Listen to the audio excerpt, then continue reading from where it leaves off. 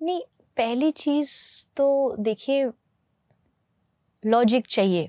आज के टाइम में सबको, चाहे वो यंग जनरेशन हो या कोई पुराने लोग हो, उनको लॉजिक चाहिए होता है चीज़ों का।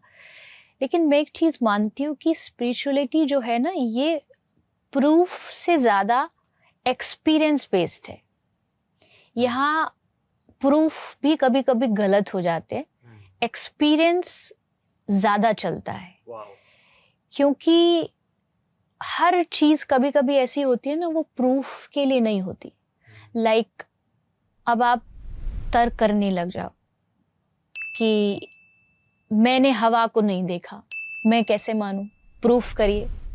उसका प्रूफ नहीं होता है, एक्सपीरियंस करिए।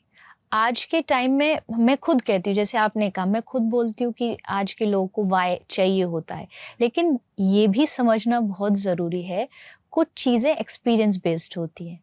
अगर आप एक्सपीरियंस करने लगोगे, आपको वाई की ज़रूरत नहीं है। अब बहुत सारे लोग बोलेंगे कि भगवान होने का प्रूफ दो। मैं आपसे कहूँ कि भगवान अगर दिख नहीं रहे तो क्या इसका मतलब उनका एग्जिस्टेंस नहीं है? दिखने वाली चीज तो, अब आपको मैं बड़ा दुखी हूँ आज, तो दुख मुझे तो नहीं दिखाई दे रहा, बट दुख होता है ना, इमोशंस होते हैं। इमोशंस भले आप किसी लैब में जा करके उन इमोशंस को प्रूफ नहीं कर सकते, बट इमोशंस होते हैं। तो भगवान भले आपको ना दिखे, लेकिन एक्सपीरियंस करोगे। मेरा जो मेन जो लाइन है वो ये है कि प्रूफ से ज्यादा एक्सपीरियंस करने की कोशिश करो। मतलब एक सीधा जाकर के किसी भी चीज को तर्क मत करो। कई चीजें हमें इसलिए भी माननी चाहिए क्योंकि वो हमारी परंपरा में है। जैसे आपने कहा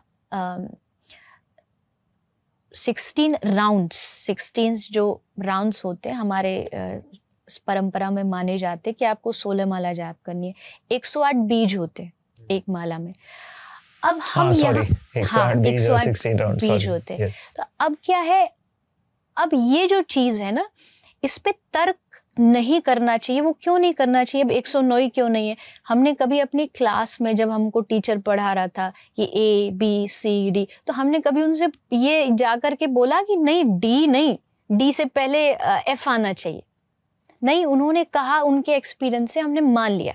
हमने कभी उस पर जाके आर्ग्यू नहीं किया। अध्यात्म में ये जो आर्ग्यूमेंट हम करते हैं ना, उसको हमें थोड़ा कम करना पड़ेगा, अदरवाइज हम एक्सपीरियंस नहीं कर पाएंगे, उस चीज का टेस्ट नहीं ले पाएंगे। तो कुछ चीजें विदाउट लॉजिक होती हैं हमारे धर्म में, हमारे अध्यात्म में। जैसे बोन जो होती है, वो आप कभी भी, हम इवन किसी मुर्दे को कहीं जाके दाह संस्कार करके आते, देन हम बोलते हैं आके स्नान करिए, नहाइए और फिर घर में एंटर करिए। लेकिन आप उसके एकदम ऑपोजिट देखिए, हम जब मंदिर में पूजा करते हैं तो हम शंख बजाते हैं। अगर उस शंख को देखा जाए तो वो समुद्र से एक क्रिएचर है जिसके द्वारा वो बनता है। तो अब उसको अगर आप लॉजिकली कहेंगे कि ये गलत है, तो हम उस पे आर्ग्यू नहीं कर सकते। ये हमारे ऋषियों ने एक परंपरा बनाई है और हमें इसे फॉलो करना चाहिए विदाउट एनी आर्ग्यूमेंट्स। उन्होंने कहा है इसलिए करना है। हमेशा भी वाई की जरूरत नहीं होती। एक लेवल तक वाई तक जाइए, बट उसके आगे अगर आप हर चीज में और खासकर अध्यात्म में आर्ग्यू करेंगे तो आप फेल हो जाएंगे। श्रद्धा एंड समर्पण बहुत ज्यादा जरूरी है। और समर्पण कहता है कि मैंने छोड़ दिया, मतलब अपनी लाइफ, अपना सब कुछ उनके ऊपर छोड़ दिया। अब वहां पर वो गिराए, मुझे तैरने दे या बहना सिखा दे, मुझे अपनी रजा में रहना सिखा दे।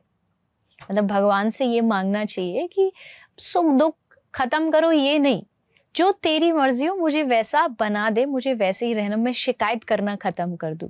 मुझे आध्यात्मिक व्यक्ति का एक ये भी लगता है, एक एंगल है, जब वो शिकायतें करना खत्म कर देता है। और जो साधारण आदमी होगा, वो देखो आप हर चीज में शिकायत करेगा, और दुनिया से भी उसकी शिकायत होगी और भगवान से भी शिकायत होगी। और जो आध्यात्मिक होगा, उससे मैं कथा में बोलती हूँ, आप एक नॉर्मल इंसान से पूछो कैसे हो, तो बोलेगा हाँ बस टाइम पास कर रहे हैं। मतलब उसको अपनी लाइफ से सेटिस्फेक्शन नहीं है। और आप किसी आध्यात्मिक आदमी से पूछो कैसे हो, तो चेहरे पे मुस्कुरा के एकदम हंस के बोलेगा बड़ी मौज में, भगवान की बहुत कृपा है। तो ये दोनों का जो डिफरेंस है ना, यही हमको यहाँ से लेके यहाँ तक पहुँचना है, और यही अध्यात्म की जर्नी है।